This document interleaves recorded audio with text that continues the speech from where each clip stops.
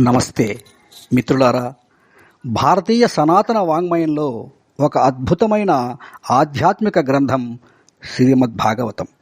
సంస్కృతమున వ్యాసప్రణీతమైన ఈ భాగవతాన్ని మహాభక్తుడు సహజ పాండిత్యుడు అయిన బమ్మెర పోతన మనోజ్ఞంగా తెలిగించాడు. ఇందలి భాష సరళము, సుందరము, మధురము. ఆబాలగోపాలాన్ని అలరించగల కమ్మని పద్యాలు భాగవతంలో చోటు చేసుకున్నాయి. పోతన భాగవతం చదువులను తన్మయులం చేస్తుంది. అలాంటి భాగవతం గురించి నా అభిప్రాయం.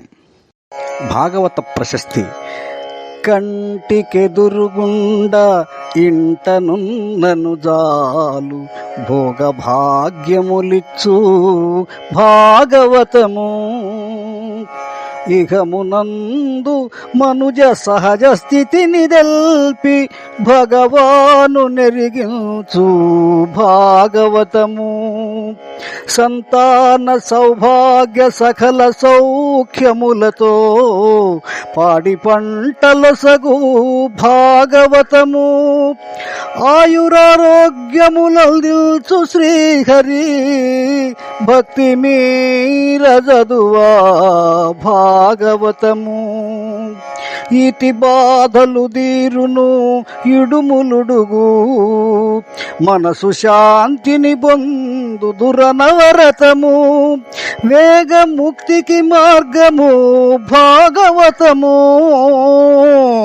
వినగ చదువగ తలచుడి విజ్ఞులారా.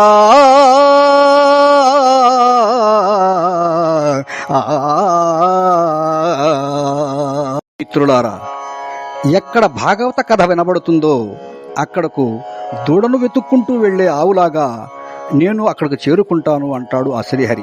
కనుక ప్రతి ఇంట భాగవతాన్ని ఉంచుదాం, పూజిద్దాం, పారాయణం చేద్దాం, తరిద్దాం. మిత్రులారా, రేపటి నుంచి రోజుకు ఒక భాగవత పద్య మకరంద బిందువును మీకు వినిపించాలనుకుంటున్నాను. ఆదరించి ప్రోత్సహించ ప్రార్థన.